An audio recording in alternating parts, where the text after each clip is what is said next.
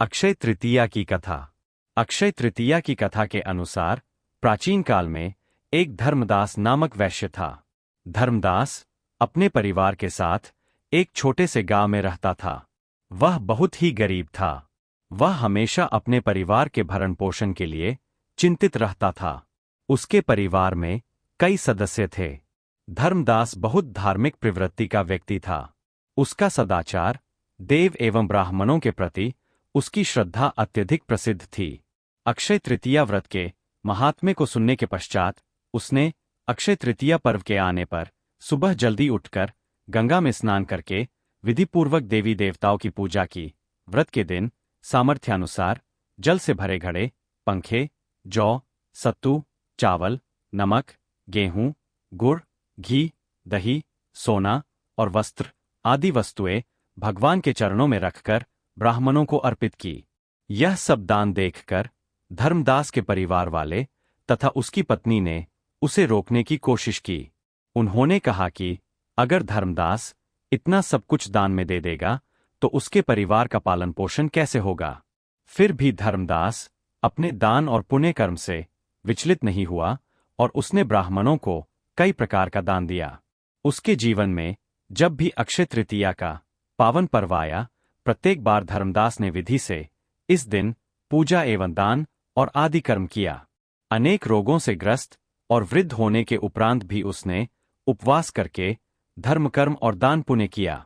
यही वैश्य दूसरे जन्म में कुशावती का राजा हुआ। मान्यता है कि अक्षय तृतीया के दिन किए गए दान पुण्य व पूजन के कारण वह अपने अगले जन्म में बहुत धनी एवं प्रतापी राजा बना। वह इतना धनी और प्रतापी राजा था कि त्रिदेव तक उसके दरबार में अक्षय तृतीया के दिन ब्राह्मण का वेश धारण करके उसके महायज्ञ में शामिल होते थे। अपनी श्रद्धा और भक्ति का उसे कभी घमंड नहीं हुआ। वह प्रतापी राजा महान एवं वैभवशाली होने के बावजूद भी धर्म मार्ग से कभी विचलित नहीं हुआ। माना जाता है कि यही राजा आगे के जन्मों में भारत के प्रसिद्ध सम्राट चंद्रगुप्त के रूप में पैदा हुए थे। जैसे भगवान ने धर्मदास पर अपनी कृपा की, वैसे ही जो भी व्यक्ति इस अक्षय तृतीया की कथा का महत्व सुनता है और विधि विधान से पूजा एवं दान आदि करता है, उसे अक्षय पुण्य एवं यश की प्राप्ति होती है। अक्षय तृतीया कब है? पंचांग के अनुसार वैशाख शुक्ल तृतीया तिथि का आरंभ 19 अप्रैल 2026 को प्रातः 10:49 पर होगा और समापन 20 अप्रैल 2026 को प्रातः 7:27 पर होगा। उदया तिथि के अनुसार अक्षय तृतीया का पर्व 19 अप्रैल 2026 को मनाया जाएगा। इस दिन स्वर्ण क्रय का शुभ समय 19 अप्रैल प्रातः 10:49 से 20 अप्रैल प्रातः 6:14 तक विशेष मंगलकारी माना गया है।